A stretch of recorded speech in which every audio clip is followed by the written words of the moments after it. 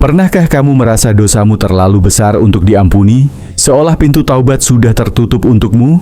Tapi, tahukah kamu, ada seorang lelaki yang telah membunuh 100 orang, namun pada akhirnya, Allah tetap mengampuninya. Ini bukan kisah fiksi, ini kisah nyata yang diriwayatkan langsung oleh Rasulullah dalam hadis sahih. Yuk, kita dengarkan kisah yang akan membuatmu kembali percaya bahwa rahmat Allah tak pernah terbatas.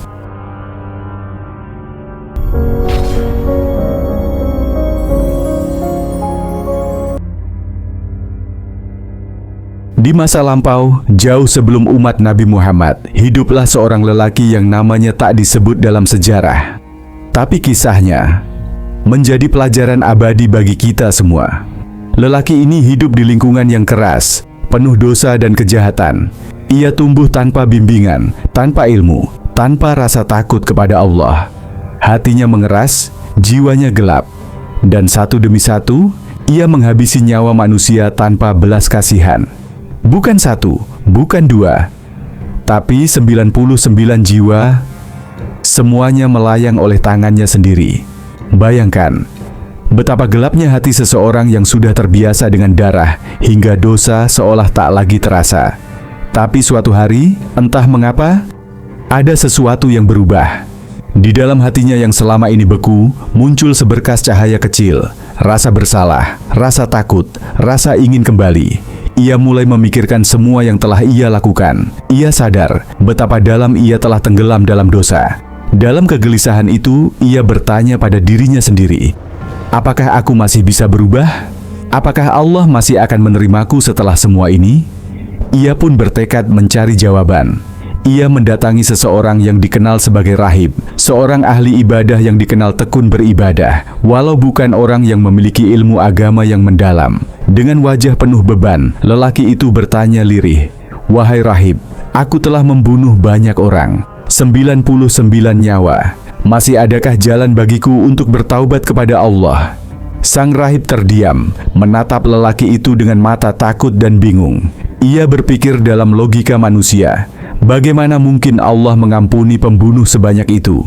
Lalu dengan suara gemetar, ia menjawab, "Tidak, dosamu terlalu besar. Tidak ada taubat untukmu." Kata-kata itu menusuk hati sang pembunuh. Ia merasa tertolak, hancur, putus asa.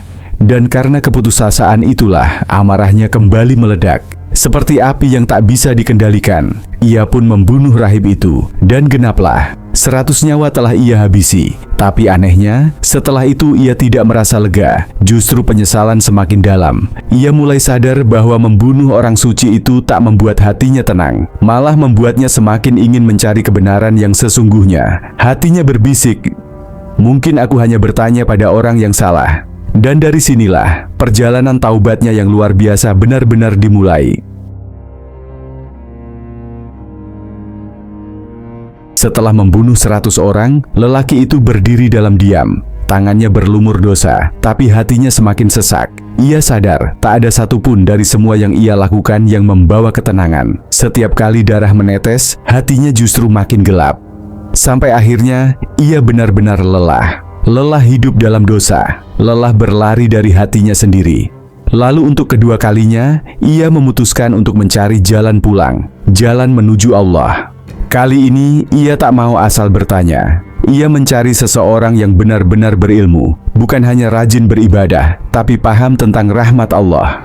Dalam perjalanannya, ia bertemu dengan seorang alim, seorang hamba Allah yang lembut hatinya dan dalam ilmunya. Dengan suara yang penuh harap dan mata yang mulai basah, lelaki itu berkata, "Wahai orang alim, aku telah membunuh 100 orang. 100, bukan 1. Masihkah ada jalan bagiku untuk bertaubat kepada Allah?" Orang alim itu memandangnya dengan tenang. Tak ada takut, tak ada jijik, tak ada penghakiman di matanya. Ia tahu betapa besar dosa lelaki itu, tapi ia juga tahu betapa lebih besar rahmat Allah. Dengan suara lembut ia menjawab, "Wahai saudaraku, siapa yang dapat menghalangi antara engkau dan taubat? Pintu rahmat Allah selalu terbuka selama nyawa belum sampai di tenggorokan." Lalu ia menasihati lelaki itu dengan penuh hikmah, "Pergilah ke negeri Fulan. Di sana ada kaum yang saleh. Beribadahlah bersama mereka, pelajarilah kebaikan, dan jauhilah negerimu yang jahat ini. Karena negeri ini hanya akan membawamu kembali ke masa lalumu. Lelaki itu menunduk. Air matanya jatuh untuk pertama kalinya setelah sekian lama. Ia merasa seperti melihat cahaya di ujung jalan yang gelap. Harapan yang dulu hilang, kini muncul kembali. Ia mengucap lirih, "Terima kasih. Semoga Allah membalas kebaikanmu." Lalu dengan langkah mantap, ia meninggalkan negerinya, meninggalkan masa lalu, meninggalkan dosa, dan memulai perjalanan taubat yang paling tulus dalam hidupnya. Ia berjalan sendirian, tanpa bekal, tanpa sahabat, hanya dengan satu hal yang tersisa di dalam dadanya, penyesalan dan harapan akan ampunan Allah.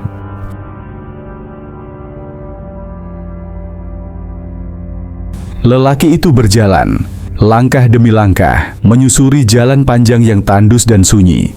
Di setiap langkahnya, ada berat penyesalan yang ia pikul, tapi ada pula harapan baru yang menuntun hatinya. Ia berjalan menuju negeri yang penuh orang saleh, negeri yang katanya bisa menjadi awal hidup barunya. Panas matahari membakar kulitnya, debu menempel di wajah dan pakaiannya, namun ia terus melangkah.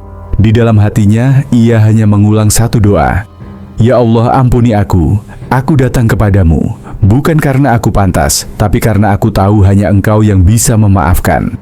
Hari demi hari berlalu, tubuhnya mulai lemah, nafasnya terengah, tapi ia tetap berusaha berjalan, walau hanya dengan sisa tenaga yang tersisa. Hingga di satu titik, langkahnya terhenti.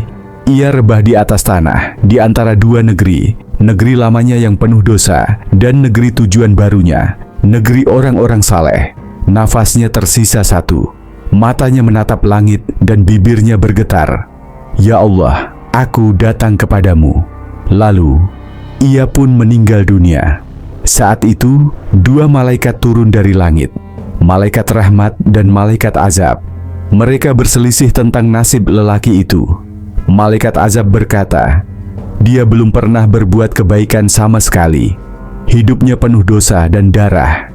Dia milikku." Tapi malaikat rahmat membantah dengan lembut, "Tapi dia datang dengan hati yang bertaubat kepada Allah. Dia meninggalkan negerinya karena ingin berubah. Maka dia milikku." Allah pun mengutus malaikat lain sebagai penengah dan memerintahkan, "Ukur jarak antara dua negeri itu. Negeri mana yang lebih dekat kepadanya, maka itulah tempatnya akan dikumpulkan." Maka bumi diperintahkan oleh Allah. Dengan kuasanya, bumi yang ada di sisi negeri orang saleh menyempitkan diri, sedangkan bumi yang ada di sisi negeri jahat menjauh. Dan ketika jaraknya diukur, ternyata tubuh lelaki itu lebih dekat sejengkal saja ke negeri orang saleh.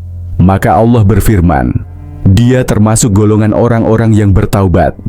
Malaikat rahmat pun membawanya dengan penuh kelembutan. Dan disitulah seorang pembunuh 100 jiwa akhirnya diampuni dan diselamatkan oleh Allah. Kisah ini diriwayatkan dalam hadis sahih riwayat Bukhari nomor 3470 dan Muslim nomor 2766. Rasulullah bersabda, "Maka Allah mengampuni orang itu dan memasukkannya ke dalam surga." Subhanallah, betapa luasnya rahmat Allah. Bayangkan, seorang yang telah membunuh 100 orang pun, jika hatinya tulus ingin kembali kepada Allah, masih diberi ampunan dan harapan surga. Maka jangan pernah berkata, "Dosaku terlalu banyak." Karena yang lebih besar dari dosamu adalah ampunan Allah. Allah berfirman dalam surah Az-Zumar ayat 53, "Wahai hamba-hambaku yang melampaui batas terhadap diri mereka sendiri, janganlah kamu berputus asa dari rahmat Allah. Sesungguhnya Allah mengampuni dosa-dosa semuanya." Jadi sebelum terlambat, kembalilah kepada Allah hari ini. Kalau kisah ini menyentuh hatimu, jangan lupa tekan like, share, dan subscribe agar makin banyak orang tahu bahwa rahmat Allah tak pernah habis. Wassalamualaikum warahmatullahi wabarakatuh.